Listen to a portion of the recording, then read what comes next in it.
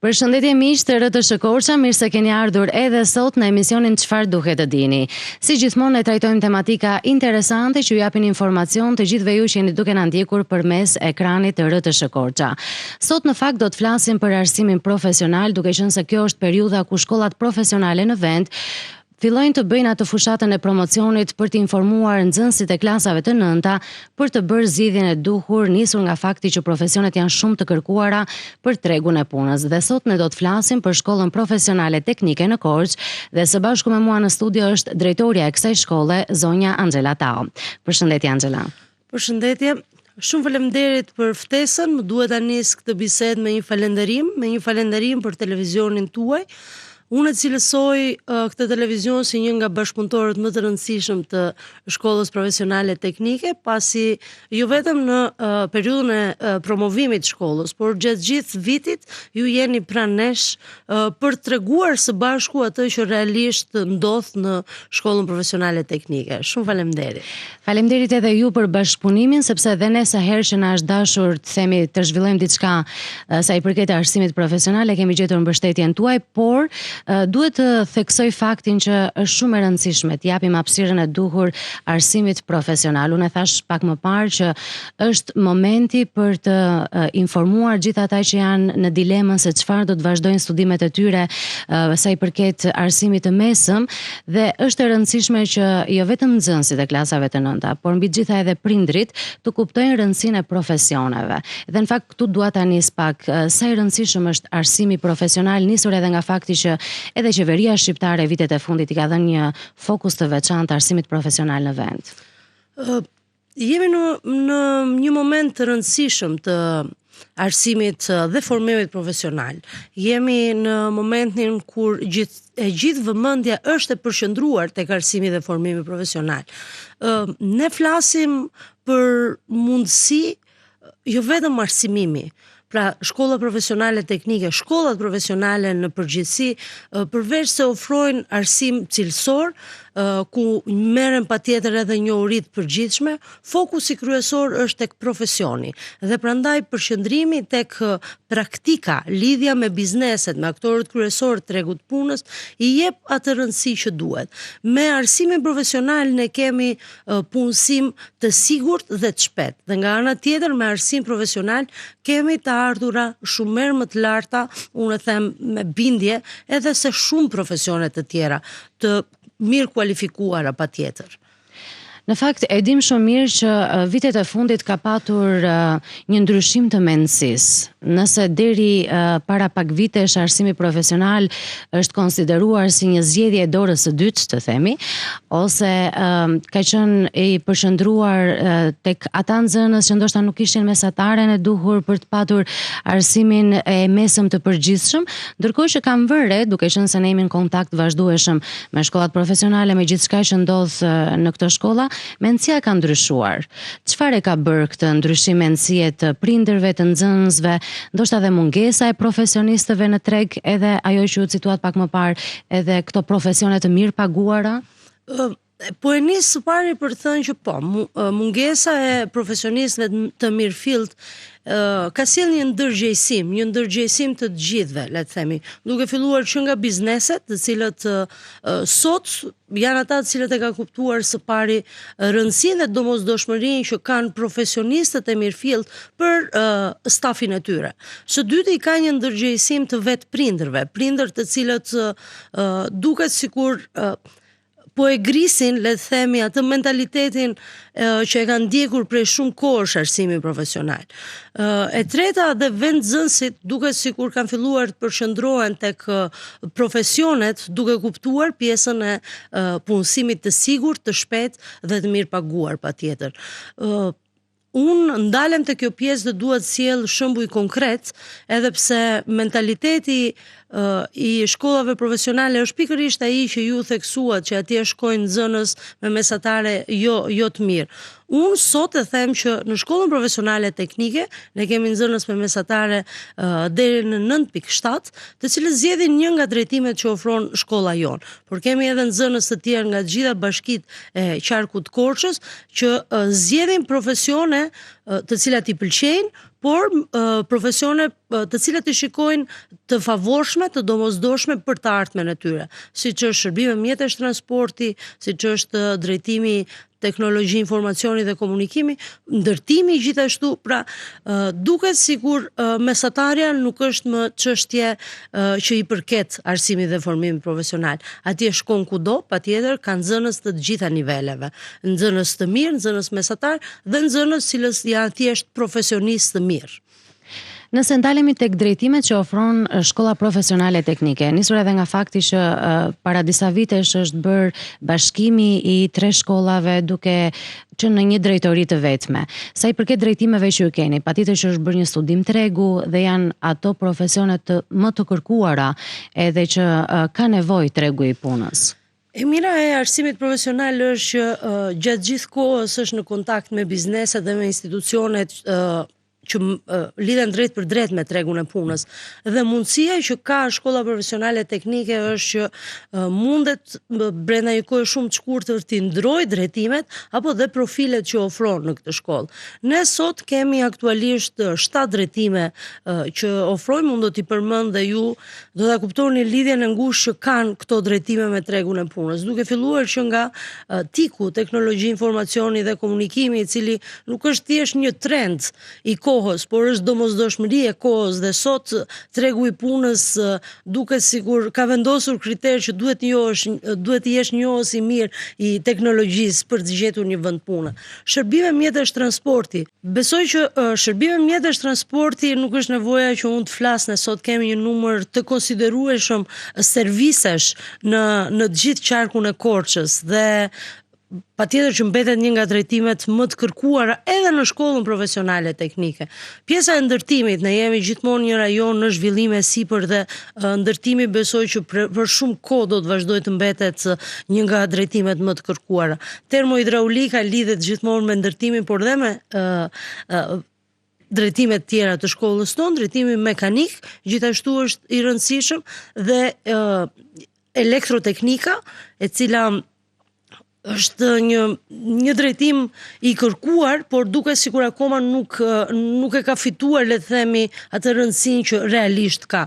Dhe jemi duke u përpjekur për të hapur një drejtim të ri, që është përpunues druri ose mobileri, edhe kjo si rezultat i kërkesave të larta për këtë profesion në tregun e punës. Nëse do të ndalemi tek pjesa e infrastrukturës së shkollës tuaj, i përmbush të gjitha kushtet, pra kemi laboratorët ku punojnë nxënësit dhe zhvillojnë praktikat profesionale, ambientet e tjera të shkollës, pra kanë shkuar këto konform të gjitha ndryshimeve që janë bërë me kohën?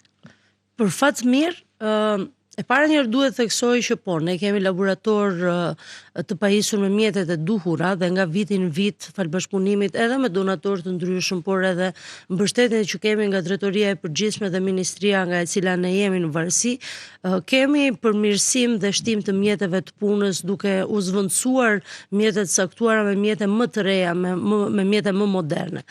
Por ne jemi duke pritur rikonstruksionin e godinës për të patur ambiente edhe më të mira se këto që i kemi, por dhe për të qenë një godinë të vetme. Ju e dini që për shkak të procesit të optimizimit ne jemi të vendosur në 2 godina, ndërkohë që shumë shpejt pas rikonstruksionit të shkollës do të jemi të vendosur në një godinë të re, në një godinë të cilën sistemimin e kemi bërë vetë me specialistët e institucionit dhe me kolegët, duke menduar një lishmëri për nxënësit në shkollën e re.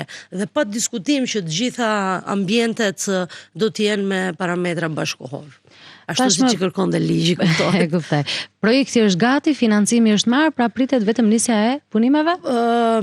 Jemi duke pritur, ka disa çështje që na kanë penguar për të filluar punimet sa më shpejt. Kuptohet që tenderimi procedurat e tenderimit ka mbaruar tashmë, jemi duke pritur lajmin e zgjedhjes së fituesit dhe datën e fillimit të punimeve në shkollë për shkollën. Ka ngelur shumë pak kohë, kështu që ky është një lajm i mirë sepse nxënësit do të kenë kushte më bashkëkohore, lehtësi ndoshta edhe për punën e vet mësuesve dhe gjithçka tjetër do jetë ashtu siç duhet për shkollën tuaj.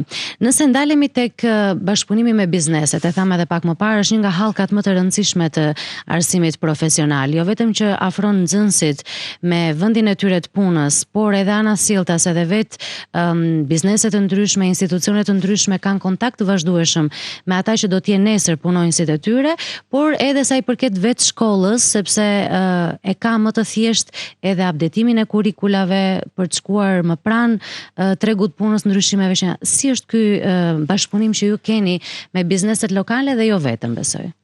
E para njerë duhet të theksoj që bashkëpunimi me bizneset për shkollat profesionale është një detyrim ligjor, por ne jemi munduar që gjatë këtyre viteve të mos e shohim thjesht si detyrim ligjor për të patur pjesë të shkollës biznese të rajonit. Ne kemi kaluar kufit. Bizneset sot janë bërë bashkëpunëtor të rëndësishëm jo vetëm për pranimin e nxënësve në mjediset e tyre për të kryerjen e praktikës profesionale, por bizneset janë pjesë e diskutimeve të ndryshme në shkollën profesionale, duke dhënë mendimet e tyre për drejtimet, për profilet, apo duke ndikuar edhe tek zgjedhja e profileve nga nxënësit dhe prindrit e tyre. Ne kemi kaluar atë pjesën dhe unë e them me shumë burje, sot bizneset janë bërë edhe mbështetës të shkollës profesionale teknike. Ne kemi shembuj të bizneseve të ndryshme që kanë investuar në shkollën teknike për të përmirësuar infrastrukturën e shkollës dhe jo vetëm. Jo më larg se dje, unë kam takuar një përfaqësues biznesi nga zona e Maliqit, i cili ka qenë shumë i gatshëm për të filluar bashkëpunimin me shkollën tonë, për të ndihmuar nxënësit, për t'i punësuar ata, por dhe për të bërë investime në shkollë. Një gjë shumë e mirë kjo, sepse si duket edhe mendja e bizneseve ka ndryshuar, nuk e shohin më si një shpenzim, të themi, një investim që mund të bëjnë tek shkollat profesionale, por si një investim edhe për mbarvajtjen e biznesit të tyre në fund, sepse gjithçka shkon zinxhir, ata nxënës do të jenë nesër punonjësit e tyre dhe investojnë për vete në fund. Është një le të themi është mirë kuptuar deri tani rëndësia e arsimit profesional edhe nga bizneset. Ata shumë qartë tani e kanë kuptuar që këta të rinj nuk janë vetëm të rinj të shkollës profesionale teknike. Këta të rinj janë pjesë e qytetit, këta të rinj janë pjesë e tregut punës dhe kjo është një e mirë e përbashkët. Nuk është thjesht e mirë e shkollës dhe e biznesit. Është e mirë e përbashkët për gjithë qytetin dhe për gjithë rajonin. Një tjetër tematik që dua unë të prek gjatë këtij minutazhi është edhe fakti që nxënësit e arsimit profesional nuk cënohen nga e drejta e tyre apo dëshira e tyre për të vijuar studimet e larta, sepse është krijuar ndoshta edhe një mendësi e tillë që shkollat profesionale nuk të lejojnë të vazhdosh më të specializohesh, përkundrazi, unë mendoj dhe kjo është e vërtetë që ata fillojnë të specializohen që në arsimin e mesëm dhe kanë më të sigurt rrugën e tyre drejt arsimit të lartë apo drejt profilizimit edhe profesionalizmit të tyre. Unë më duhet të falenderoj për këtë pyetje, sepse kjo është një pikë tjetër ku penalizohet arsimi profesional. Nuk është as pak e vërtetë që nxënësit e arsimit profesional nuk mund të vazhdojnë arsimin e lartë. Përkundrazi, unë do ndalesha dhe të theksoja rezultatet e gjurmimit për vitin mësimor që ne lam pas. Dhe po, kemi një numër shumë të madh nxënësish që pasi kanë përfunduar arsimin e mesëm profesional kanë siguruar një vend në tregun e punës dhe është mbi 60% e atyre që kanë arritur të diplomohen, por shifrat janë të mira edhe për nxënësit që kanë përfunduar arsimin e mesër profesional dhe kanë vazhduar arsimin e lartë. Kemi nxënës që 30% e këtyre nxënësve janë brenda drejtimit që kanë përfunduar dhe pjesa tjetër kanë pasur mundësinë të zgjedhin një nga çdo lloj dege tjetër në Universitetin e Korçës apo në universitete të tjera dhe nuk i ka penguar absolutisht asnjë gjë, le të themi. Nga ana tjetër, edhe pse ne jemi të interesuar që këta të rinj të gjejnë një vend në profesionin e tyre, ne kemi dhe shembuj shumë të mirë të nxënësve që kanë përfunduar, punojnë dhe vazhdojnë arsimin e lartë. Pra i kanë plotësuar të gjitha hallkat e jetës së tyre, se ku ka më mirë. Kjo është, prandaj unë them shpesh për punësim të shpejtë. Ne kemi raste të nxënësve që gjatë kryerjes së praktikës profesionale në biznes, ata dhe punësohen në ky biznes. Pra, ende pa përfunduar arsimin e mesëm, ata gjejnë një vend pune. Prandaj dhe ne theksojmë, prandaj dhe është i rëndësishëm arsimi profesional, dhe kjo është e veçanta e arsimit profesional. Kemi mësimdhënie, kemi praktik, kemi punësim, kemi dhe pse jo vazhdimin e studimeve të larta. Studimet e larta. Një tjetër hallk e rëndësishme është edhe prezenca e vajzave në shkollën profesionale, sepse edhe kjo ka qenë një mendsi, pra keni thyer goxha bariera, sepse këto po i nxjerrim hapasapi gjatë bisedës. Deri dje themi, deri para pak vitesh është konsideruar ose janë konsideruar një pjesë e mirë e këtyre profesioneve si profesione që i përkasin burrave, të themi. Ndërkohë që vitet e fundit është vënë re një rritje e shtuar e prezencës së vajzave, dhe vajzat zënë një peshë të rëndësishme në regjistrimet e shkollave profesionale. Kjo është puna më e vështirë. Nëse ne kemi filluar të ndryshojmë pak edhe çështjen e mentalitetit për arsimin profesional, edhe bashkëpunimin me biznesin, me institucionet, edhe pse kemi filluar të tregojmë pak rëndësinë e arsimit dhe formimit profesional, kjo është një pikë që kemi arritje, por jo shumë të mëdha.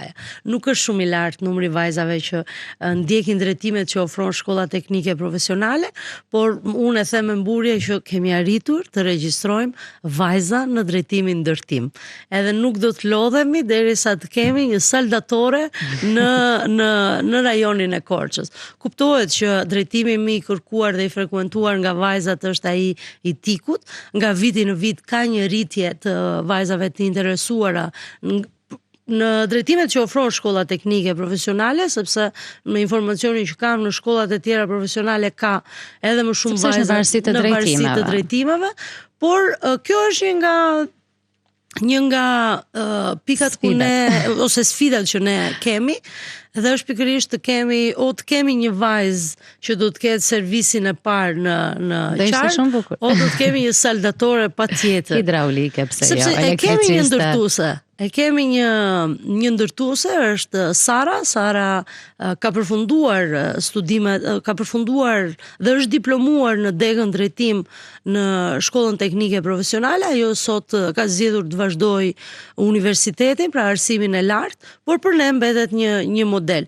Kemi dhe vajza të tjera si Sara në drejtimin ndërtim, më shumë vajza kemi tek teknologji informacioni dhe komunikimi. Por është bërë një punë shumë e madhe për të promovuar, pse jo, edhe këto drejtime dhe për të afruar sa më shumë vajza në shkollën profesionale teknike, po e tham edhe pak më parë, janë edhe drejtimet që edhe përcaktojnë, të themi, praninë e vajzave, aq më mirë që tek tik kemi vajzat shumëta që po e zgjedhin, sepse është edhe trendi i kohës, edhe domosdoshmëria e kohës.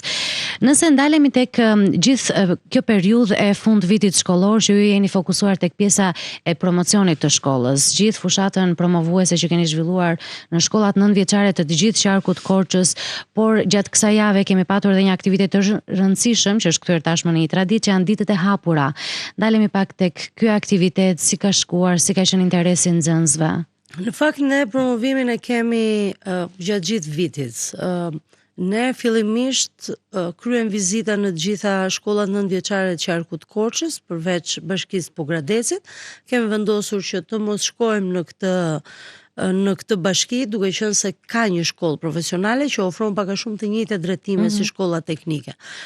Pas vizitave, pas i japim në klasat e nënta të gjithë qarkut informacionin fillestar për degët që ofron shkolla jon, për përfitimet që kanë nxënësit nëse zgjedhin një nga këto drejtime, i kemi quajtur ditë të hapura dhe janë 3 ditë ku ne ekspozojmë produkte të realizuara nga nxënësit në një vit shkollor. Dhe kemi pasur një sukses të jashtëzakonshëm këtë vit. 3 ditë të mbushura plot me nxënës, të cilët jo vetëm vinin për të parë këto punime, por ka qenë interesante pyetjet që ata bënin kur ndalonin në çdo stend për çdo drejtim.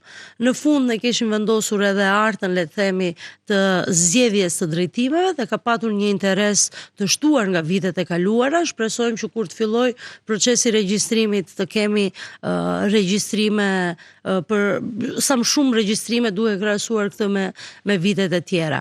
Kanë qenë ditë ku jemi vizituar edhe nga përfaqësues biznesi, të cilët nuk e kishin parë ende se çfarë ndodhte në shkollën profesionale teknike dhe pikërisht në këto ditë duke sikur kemi hedhur hapat e parë të bashkëpunimit me disa nga këto biznese, kemi patur përfaqësues institucionesh që janë dhe besoj që në vazhdim do të jenë bashkëpunëtor edhe më të ngushtë të shkollës profesionale teknike. Kemi patur gjithashtu edhe qytetarë të ndryshëm, të cilët e vizitonin për herë të parë shkollën profesionale teknike. Ata kanë lënë nëpërmjet video mesazheve përshtypjet e tyre dhe unë duhet i falenderoj që të gjithë para që pranuan të vinin dhe e dyta që po na japin edhe ata një dorë për treguar të gjithë së bashku rëndësinë e munguar të arsimit profesional. Në fakt është dukur gjithçka në postimet që keni bërë në faqen tuaj zyrtare të shkollës, në video që kanë qarkulluar gjatë këtyre ditëve dhe mua më vjen mirë sepse kam qenë aty dhe kam parë në fakt edhe prezencë të shtuar të nxënësve të klasave të nënta. Duhen falenderuar patjetër edhe shkollat, mësuesit që kanë bërë të mundur prezantimin e shkollës tek nxënësit e tyre, duke u dhënë kështu mundësi të njihen fillimisht dhe pastaj të bëjnë zgjedhjen e tyre. Por un kam takuar aty dhe nxënës të interesuar që ndoshta janë nxitur nga diçka që kanë parë në shkollë, nga parja ambienteve, nga njohja me stafin e mësuesve, gjithçka që ka ofruar shkolla dhe mund t'ju ketë nxitur kështu kureshtjen edhe dëshirën për të bërë pjesë e shkollës dhe më vjen mirë që ka ndodhur një gjë e tillë. Dhe më që jemi te falenderimet, unë dua patjetër falenderoj edhe drejtorinë arsimore, e cila prej vitesh tashmë është një nga bashkëpunëtorët e rëndësishëm të arsimit profesional, nuk na pengon për të shkuar dhe për të vizituar shkollat nëntëvjeçare në qark, përkundrazi ne shkëmbejmë shpesh informacione edhe kuptohet që kjo është për të mirën e rajonit. E kuptoj, mirë. Përpara se të bëjmë një thirrje dhe një mesazh të fundit, do doja të ndaleshim pak tek procedura e regjistrimit, meqense jemi këtu për t'ju dhënë informacion të gjithë atyre që janë duke na ndjekur. Kur pritet të hapen regjistrimet pranë shkollës tuaj, çfarë duhet kem parasysh prindrit, nxënësit që do duhet të zgjedhin arsimin profesional? Besoj që do të jetë muaj korrik hapja e regjistrimeve. Regjistrimet në fakt realizohen nëpërmjet aplikacionit e-Albania, por ne gjatë gjithë kohës kur qëndrojnë të hapura regjistrimet, jemi të vendosur në të dyja godinat e shkollës profesionale teknike për të mirëpritur të gjithë ata prindër dhe nxënës që e kanë ndoshta vështirësi për të bërë aplikimin. Aplikimi është shumë i thjeshtë, kërkohet vetëm zgjedhja e shkollës dhe e drejtimit që do nxënësi, janë të gjitha. Është një procedurë shumë e thjeshtë, por ne gjithsesi ofrojmë asistencë, vjet madje kemi qenë në shumë zona edhe vetë për t'ia ofruar në shtëpinë e tyre këtë mundësi regjistrimi. Nuk besoj që është procedurë e vështirë, por ne do ta shpjegojmë, ne do të realizojmë patjetër edhe për fat mirë kemi drejtime që mund të bëjmë edhe video të lezetshme. I keni profesionistët aty? I kemi atje për fat mirë. Kështu që besoj që në muajin korrik deri në muaj shtator do të jenë të hapura këto regjistrime, ne do të kemi mundësi që të japim informacione edhe më tej. Shpresojmë shumë që të kemi më shumë regjistrime se kemi patur vjet, edhe pse vjet ne kemi mbyllur regjistrimet më shpejt se koha e përcaktuar nga ministria për shkak të arritjes së objektivit dhe kufizimet që ne kemi për shkak të numrit të mësuesve. Po koha e ka treguar që nga viti në vit ka patur një shtim të interesit, kështu që shpresojmë dhe besojmë që kështu do të jetë edhe këtë vit.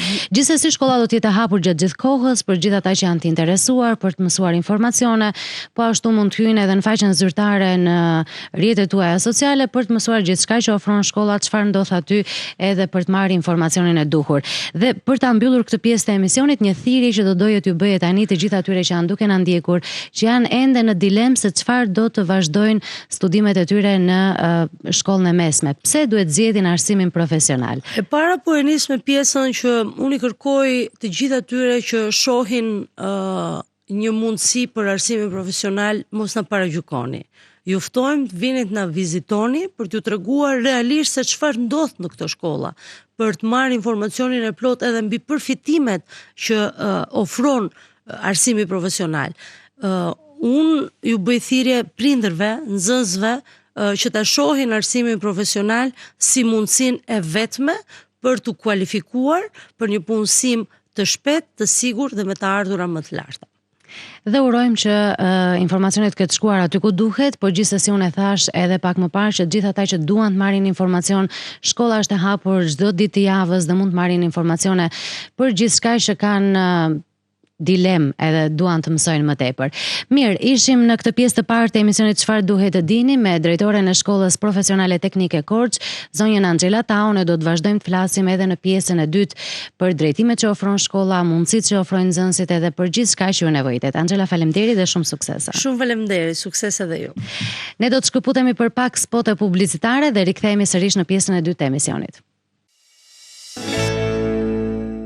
Jemi rikthyer sërish në emisionin Çfarë duhet të dini dhe do të vazhdojmë të flasim për arsimin profesional dhe më konkretisht për Shkollën Profesionale Teknike në Korç. Kemi qenë në pjesën e parë me drejtoren e shkollës, me zonjën Angela Tau, dhe jemi ndalur në fakt më gjërësisht tek drejtimet që ofron shkolla, tek infrastruktura, tek marrëdhënia me bizneset, edhe tek pjesa e promocionit të shkollës. Por më konkretisht do të flasim në këtë pjesë të dytë për promovimin e Shkollës Profesionale Teknike me Dimitra Sopoti, që është koordinatore marketingut dhe mësuese në drejtimin TIK. Përshëndetje dhe mirë se ke ardhur. Përshëndetje, faleminderit për ftesën.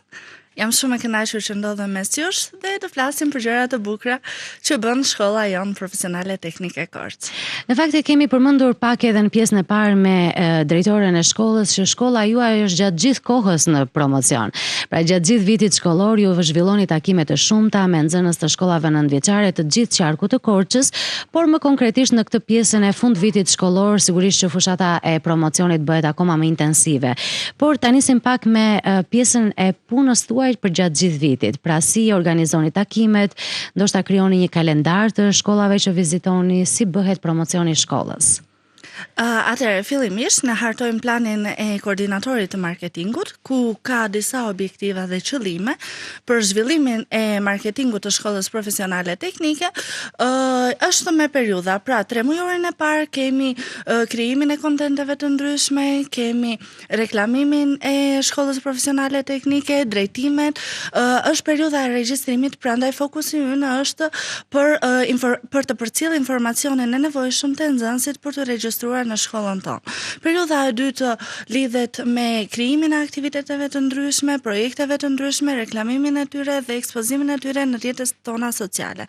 Tashmë dimë që jetojmë në botën e teknologjisë dhe ku më mirë nxënësit të rinj duhet i marrin këto informacione nëpërmjet platformave digjitale. Është dhe periudha e tretë, e cila ka të bëjë me përfundimin e shkollës dhe gjithashtu me krijimin e aktiviteteve të cilat kanë një peshë shumë të rëndësishme në shoqërinë tonë.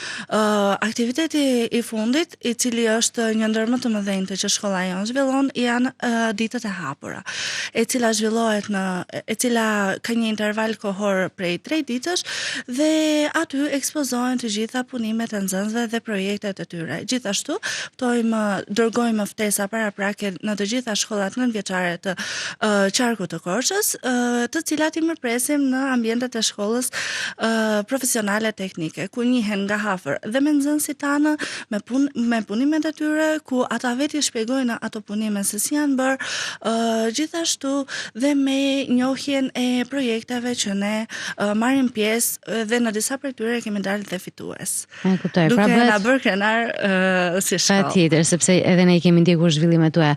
Pra, kjo pjesa e fundvitit shkollor, po themi, bëhet më konkrete. Ai takimi me nxënësve të shkollave nëntëvjeçare edhe të shkollës profesionale, ndërkohë që ju gjatë gjithë vitit zhvilloni takime të ndryshme në shkollat nëntëvjeçare.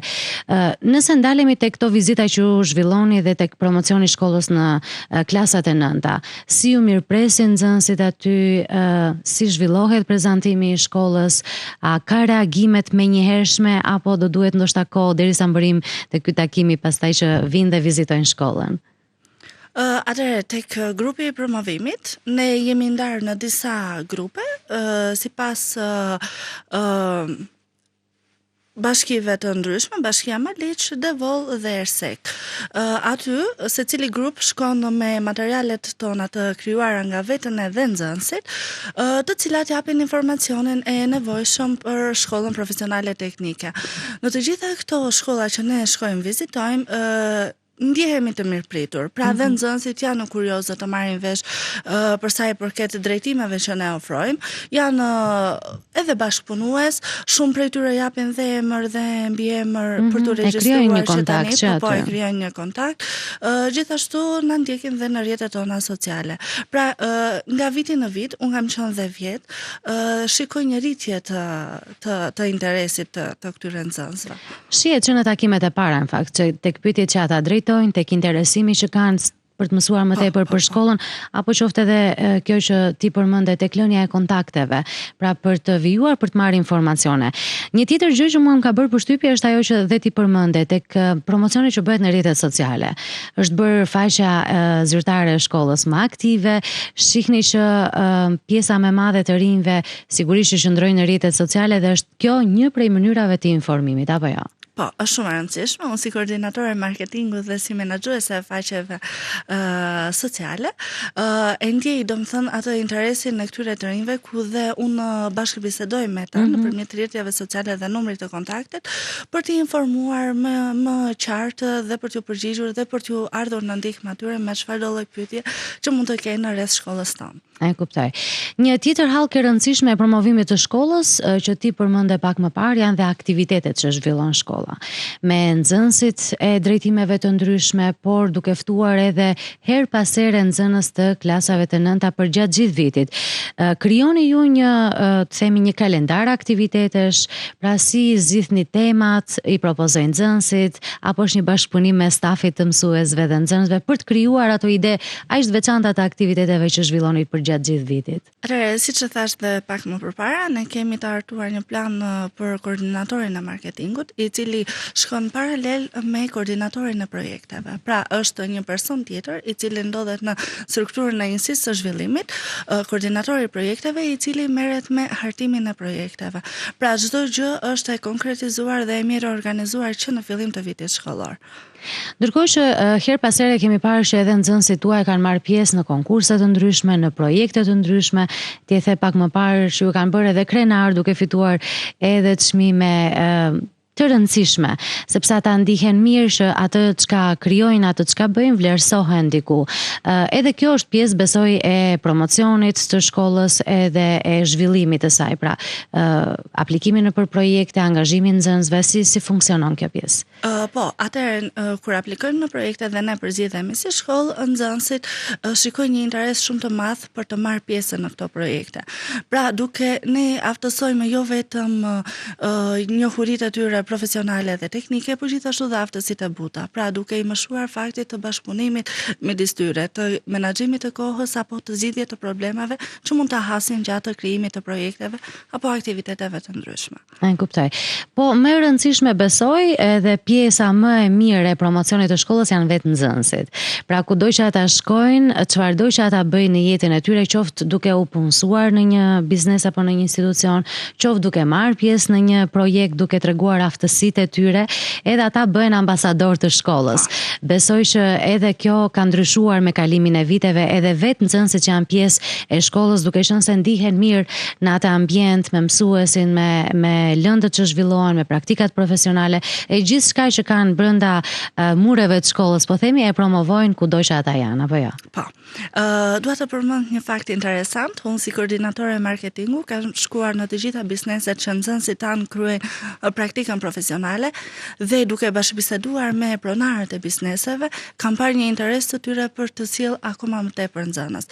Dhe jam bërë akoma më krenare kur X nxënës ka qenë aty prezent dhe ka thënë dua nxënës të tillë. Pra si ky shembulli që ne kemi çuar. Dhe kjo është një arritje e madhe për shkollën profesionale teknike për të marrë atë rëndësinë e duhur dhe për të pasur atë impaktin dhe përcjelljen e informacionit që këta të rinj të ndjekin arsimin profesional dhe të punësohen më pak, të krijohen, të bëhen të aftë për tregun e punës. Duke qenë se shkolla juaj për përgjithësi arsimi profesionale ka një hallë të rëndësishme bashkëpunimin me bizneset. I keni dhe ata pjesë të promocionit të shkollës tuaj? Po, i kemi. Unë kam krijuar, ju sugjeroj të na ndiqni në faqen tonë online, kemi krijuar kontente të ndryshme ku nxënësit kanë qenë në për biznese dhe vetë bizneset kanë folur dhe kanë përcjell atë mesazhin e duhur që nxënësit duhet të kenë për të kryer praktikat profesionale në biznese. E ku ka më mirë se sa vetë biznesi që është në fundit institucioni që do të ketë punonjës pikërisht të nxënës që janë tashmë në arsimin profesional të bëjë një promovim të tillë. Pra duke i dhënë vlerën e duhur arsimit profesional, duke treguar që vërtet prej kësaj shkolle dalin vërtet profesionistë që i duhen tregut punës, edhe sigurisht kjo tregon edhe bashkëpunimin e mirë që kanë të gjitha hallkat, që qoftë tek promocioni, tek shkolla, tek bizneset apo tek nxënësit. Sigurisht që puna juaj më intensive është, besoj tani që jeni duke bërë promovimin e shkollës përpara regjistrimeve. Kështu që çfarë ka ngelur jemi në fundin e vitit shkollor për të bërë punën e duhur, për të promovuar shkollën aty ku duhet edhe për të patur një interes të shtuar të nxënësve. Po, kjo është shumë e rëndësishme, pjesa e përfundimit të shkollës. Gjithashtu po merremi dhe me një aktivitet që nxënësit tanë aktualisht sot ndodhen në qytetin e Durrësit për të na përfaqësuar ne në një aktivitet, në një projekt, le të themi ICT Clubs. Pra, promocioni vazhdon. Promocioni dhe gjatë pushimeve verore do të vazhdoj dhe na pret një punë intensive. Mirë, duke qenë se je një koordinatorja e marketingut, çfarë do doje ti t'ju thoje tani të gjithë atyre që janë duke na ndjekur? Një thirrje që do doje t'ju bëje nxënësve të klasave të nënta apo qoftë edhe prindërve, sepse e dim shumë mirë që është një moshë që edhe prindrit marrin pjesë në vendimet e nxënësve të tyre. Cila është thirrja jote? Pse duhet zgjedhin arsimin profesional? Pse duhet bëhen pjesë e shkollës profesionale teknike në Korçë? Okej. Dua të shtoj edhe një detaj tjetër. Ne kemi marrë pjesë në projekte ku synimi i tyre është thyrja e stereotipeve. Pra, synimi ynë është që dhe vajzat, pse jo të na ndjekin dhe të fillojnë të arsimohen në një gjimnaz profesional.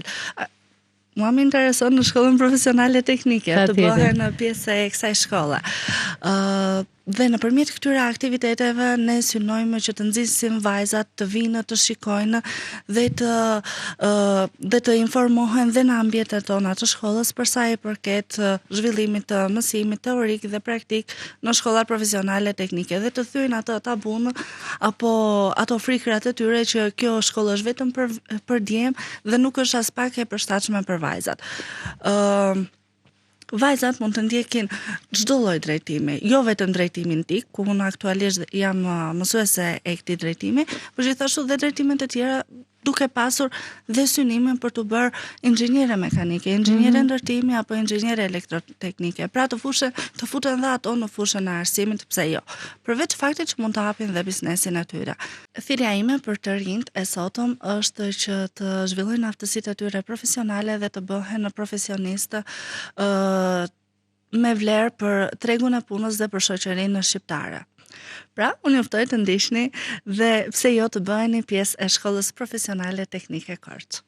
Mirë, shpresoj që të kemi dhënë informacionin e duhur për gjithë ata që janë duke na ndjekur në këto momente, po kryesisht për nxënësit e klasave të nënta që janë në momentin për të vendosur se çfarë do të vazhdojnë studimet e tyre, por sigurisht që të gjithë ata që janë të interesuar mund të vinë pranë ambienteve të shkollës tuaj apo mund të ndjekin rrjetet tuaja sociale apo të kontaktojnë përmes numrave të telefonit edhe gjithçka tjetër që ofrohet mundësi komunikimi për të marrë informacionin e duhur dhe për të bërë zgjedhjen e duhur, sepse e kemi thënë gjatë gjithë kohës, arsimi profesional është shumë i rëndësishëm, të kesh sot një profesion është shumë herë më mirë, sepse je më pranë tregut punës, ke mundësi më të shumta punësimi dhe për dal edhe shpejt në tregun e punës, por për të patur edhe një profesion të mirë paguar. Kështu që shpresoj që të kemi dhënë një informacion të duhur gjatë minutazhit të emisionit tonë. Mirë, kemi qenë me Dimitra Sopoti, koordinatore e marketingut tek Shkolla Profesionale Teknike Korç, ndërkohë që pak më parë kemi qenë edhe me drejtoren e shkollës për të folur gjërësisht mbi drejtimet që ofron shkolla, infrastruktura që ofron, laboratorët, apo për gjithë marrëdhënien që kanë me edhe bashkëpunimin me bizneset, zhvillimin që kanë nxënësit që ndjekin arsimin profesional dhe mundësitë që ata marrin nga ndjekja e studimeve pranë kësaj shkolle. Unë ju uroj shumë suksese dhe shpresoj që viti i ardhshëm shkollor t'ju gjej me një numër edhe më të shtuar nxënësish, pse jo edhe me një numër të shtuar të vajzave që do të zgjidhin drejtimet që ofron Shkolla Teknike Profesionale. Faleminderit. Faleminderit që ishe me ne në studio, faleminderit edhe të gjithëve ju që na keni ndjekur në ekranin e RTS Korça. Do të takojmë sërish të martën e ardhshme. Deri atëherë kalofshi bukur.